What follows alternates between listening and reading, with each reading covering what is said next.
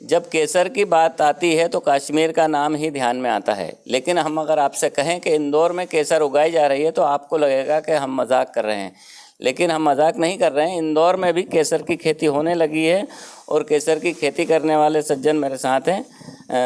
Sir, आपका Bharat express में बहुत बहुत स्वागत है। आपको सबसे पहले ख्याल कैसे आया कि धारा के विपरीत बहने जैसा काम है ये, इसका ख्याल आपके पास कैसे आया? ऐसा था कि मैं और मेरे परिवार के साथ हम लोग जम्मू कश्मीर घूमने गए थे। तब हम जब श्रीनगर से पामपोर की तरफ जा रहे थे तो पामपोर के वहाँ पे हमको नीले जो पर्पल कलर के जो फ्लावर है वो देखने को मिले। और जब हमने उसको देखा और हमको बहुत अच्छा लगा तो हमने उसके बारे में जानकारी जुटाई।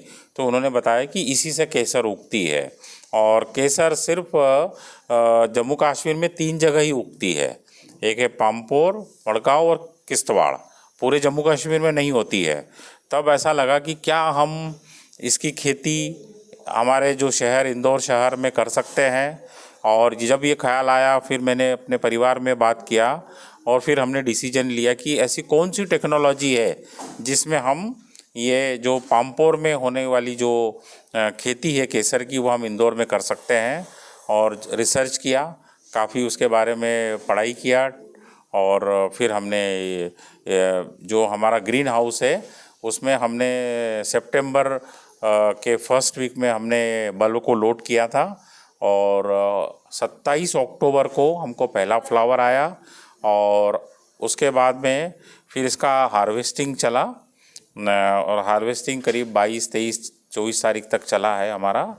और अभी हम जो वर्तमान स्थिति आप जो देख रहे हैं ये हमारा बल्ब मल्टीप्लिकेशन के लिए आया हुआ है और हम बल्ब को स्पेशल कंपोज में मल्टीप्लाई कर रहे हैं। तो नेक्स्ट ईयर हमको ये बल्ब खरीदने की ज़रूरत नहीं है, हर साल हम बल्ब को मल्टीप्लाई करेंगे। अच्छा, मैं बीच में टोक रहा हूँ। बल्ब मतलब बीज केसर का? बीज पौधे का। ये बल्ब मतलब इसका बीज है।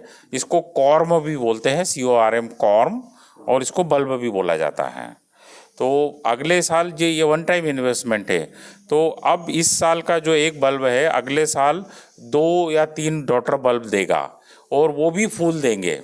तो हम उसको मल्टीप्लाई करने का ये हमारा पूरा प्रोसेस चल रहा है।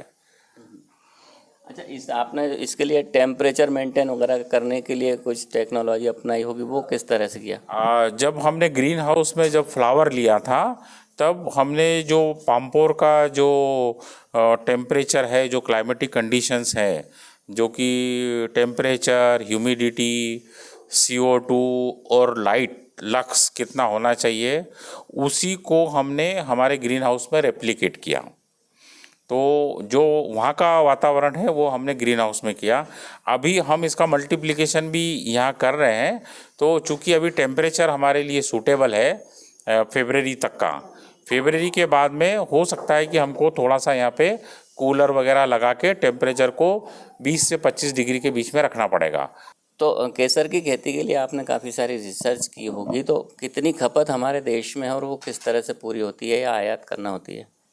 जो आंकड़े जो मैंने स्टडी किए हैं उसके अनुसार हमारे भारतवर्ष में 60 मीट्रिक टन केसर की आवश्यकता है और अभी हम वर्तमान में सिर्फ 20 टन केसर ही उगा पा रहे हैं और 40 टन केसर का अभी भी गैप है। जो 40 टन केसर है वो हम ईरान से इंपोर्ट कर रहे हैं। अगर हम हमारे हिंदुस्तान में भारतवर्ष में ही अगर 40 टन केसर का उत्पादन कर ले तो जो हम इंपोर्ट कर रहे हैं वो पैसा हम बचा सकते हैं।